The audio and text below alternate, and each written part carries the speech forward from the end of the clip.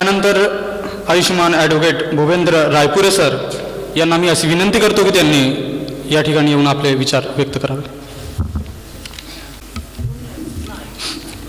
इस देश को संवैधानिक व्यवस्था देने वाले तथागत बुद्ध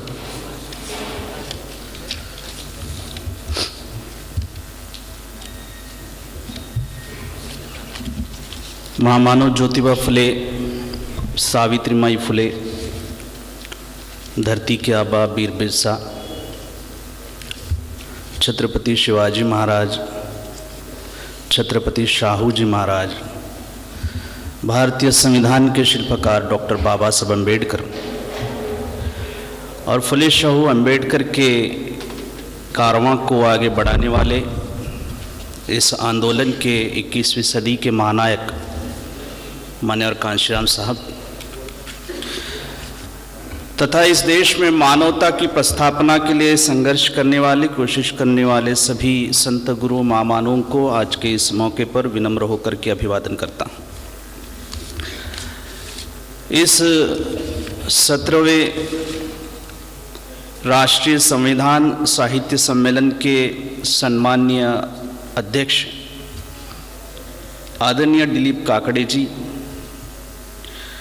जिनका अभी अभी हमने काफ़ी अभ्यासपूर्ण मार्गदर्शन भाषण सुना, वो इस सम्मेलन के उद्घाटक एडवोकेट प्रवीण टेम्बेकर जी, इस सम्मेलन की स्वागताध्यक्षा आदरणीय नीलम हुमने जी, इस सम्मेलन के आयोजक आदरणीय अनिल कांडेकर जी, इस सम्मेलन में जिन सबका सम्मान हुआ वो सभी सत्कार मूर्ति, इस सम्मेलन के लिए परिश्रम लेने वाले सभी साथी और उपस्थित भाइयों बहनों, काफ़ी देर हुआ है. काकड़े सर को जाना है 6 बजे, मुझे भी जाना था 2 बजे. नागपुर में एक और मीटिंग है डॉक्टर माने सर के लीडरशिप में, तो उन्होंने कहा कि आप 4 बजे तक तो आना, आप वहाँ से 2 बजे रिलीज़ होना. अब पता नहीं. पिछले साल भी कनेकर जी ने निमंत्रण दिया था, मैं नहीं आ पाया, और इस साल भी उन्होंने आग्रहपूर्वक निमंत्रण दिया. टालना असंभव था, आना लाजमी था, और इसलिए आप सबके बीच आया हूँ. समय का ध्यान रखते हुए अपने मनोगत को कम से कम समय में विषय के अनुरूप व्यक्त करने की कोशिश करूँगा. आज 26 जनवरी है, गणतंत्र दिन है. आप सभी को इसकी बहुत बहुत शुभकामनाएं. आज के दिन हम भारतीय संविधान और पिछले 67 सालों में भारत की संसदीय लोकशाही का, पार्लियामेंट्री फॉर्म ऑफ डेमोक्रेसी का जो प्रवास रहा, जर्नी रही है, उसकी चर्चा यहाँ कर रहे हैं. 15 अगस्त 1947 को भारत आज़ाद हुआ. तुरंत बाद लोकशाही लोक नेता अन्ना भाऊ साठे ने एक मार्च निकाला और दुनिया के सामने ये डिक्लेयर किया कि 15 अगस्त 1947 को जो आज़ादी मिली है वो आज़ादी झूठी है. इस देश की जनता भूखी है. जब तक किसी भी देश के लोगों को भय और भूख से मुक्ति नहीं मिलती, भय और भूख से मुक्ति के बगैर कोई भी आज़ादी बेमानी है. बाबा साहब डॉक्टर अंबेडकर ने खूब कहा है कि जो आज़ादी उस देश के लोगों को अपने सुख के आश्वासन में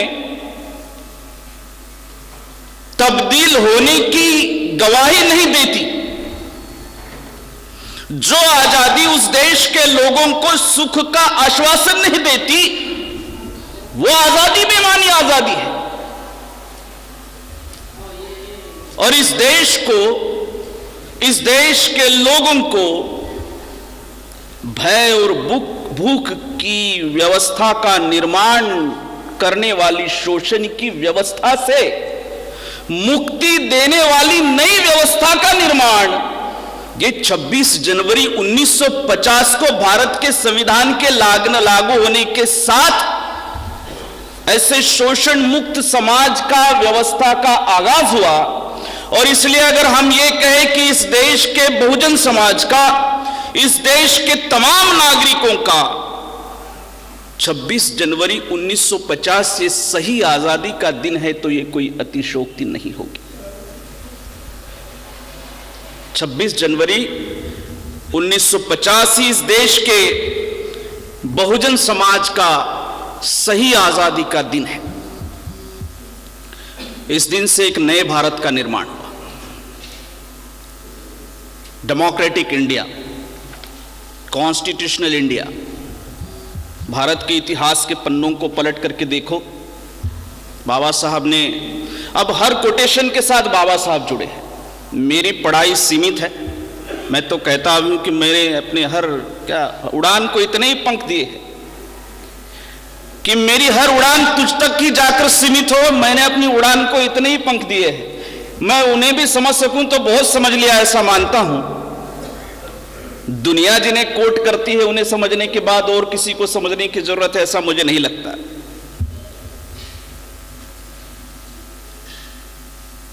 आज के दिन एक नई व्यवस्था का आगाज हुआ। बाबा साहब ने कहा कि भारत का इतिहास यह रिवॉल्यूशन काउंटर रिवॉल्यूशन का इतिहास है, क्रांति प्रतिक्रांति का इतिहास है। और जितना हम जानते हैं, हड़प्पा मोहनजोदड़ो से चलते चलते ये कॉन्स्टिट्यूशनल इंडिया तक आते हैं। ये 5 प्रकार के भारत इसमें हमें मिलते हैं। पहला, जो हड़प्पा मोहनजोदड़ो की संस्कृति का आगाज होता है, वो नाग सिंधु भारत। नाग सिंधु भारत। आज लोग कहते हैं कि हम स्मार्ट सिटीज बनाएंगे। स्मार्ट सिटीज क्या होती है, वो इस देश के मूल निवासी लोगों से जाके पूछो। एक वेल कल्चर्ड व्यवस्था क्या होती है। लोग कहते हैं हमें इस देश की संस्कृति का अभिमान है, तो इस देश के संस्कृति का अभिमान करना है तो इस देश में हड़प्पा और मोहनजोदड़ो की संस्कृति का अभिमान करना पड़ेगा। इस देश को अगर सांस्कृतिक राष्ट्र में विकसित करना चाहते हैं तो इस देश को नाग सिंधु संस्कृति में विकसित करने का अभिमान रखना होगा। जिस संस्कृति में आपकी नगर रचना से लेकर, स्वच्छता से लेकर, आपके अनाजों के गोदामों से लेकर वहां के लोगों के सहजीवन को भी किस तरह से व्यवस्थित ढंग से, the egalitarian form of nation, my nation is egalitarian form of nation, Baba Saheb ने अपने भारत को डिफाइन किया है। लोग कहते हैं कि माई नेशन डिफाइड, इसने लिखा उसने लिखा, अरे मेरे बाप ने क्या लिखा वो तो कभी हम समझे।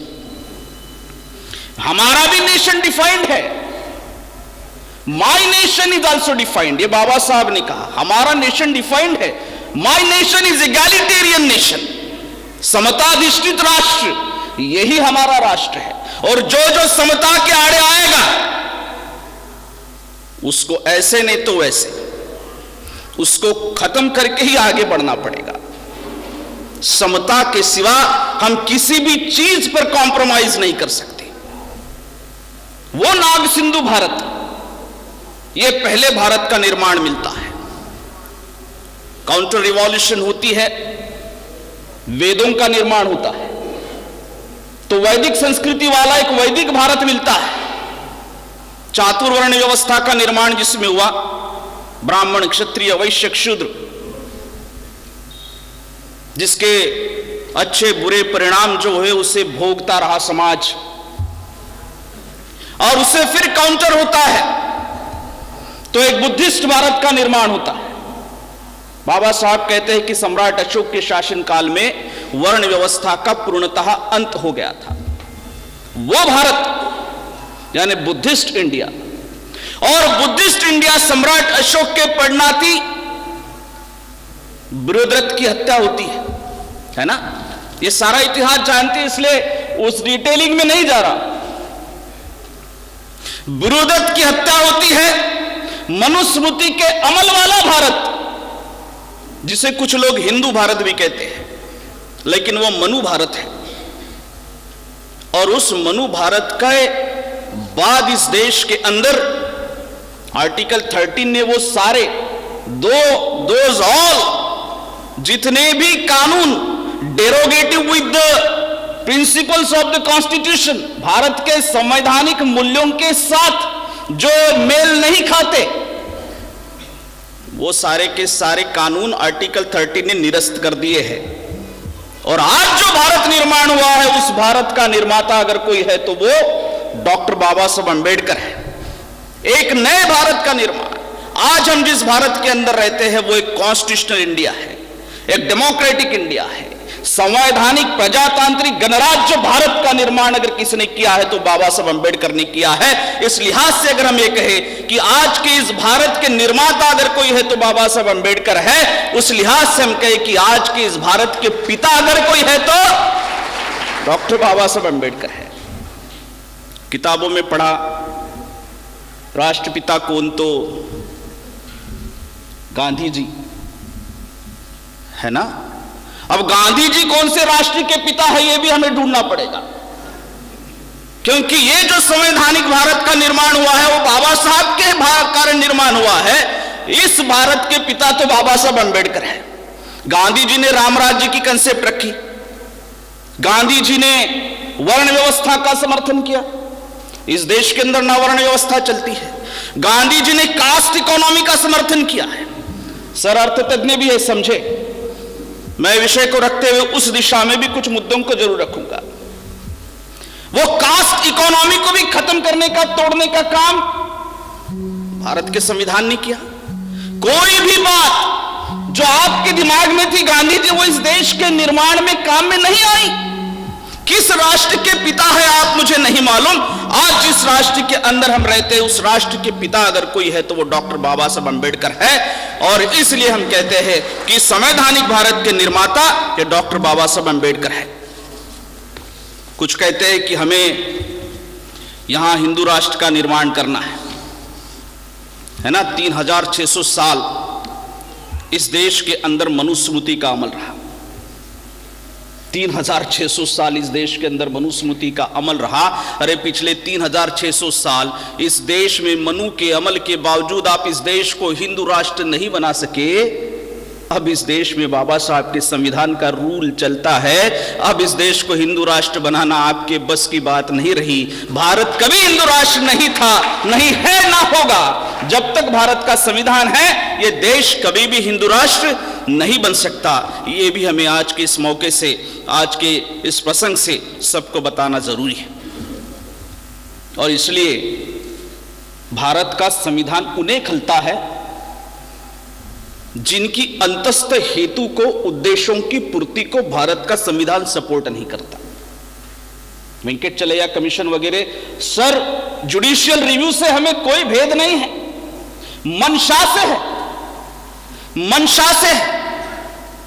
और ग्रंथ प्रामाण्यवाद ये अंबेडकरिज्म में कहीं भी नहीं आता है। जो भी ये कहता होगा भारत के संविधान को हाथ लगाए तो काट डालेंगे, ये अंबेडकरिज्म में कहीं नहीं आता।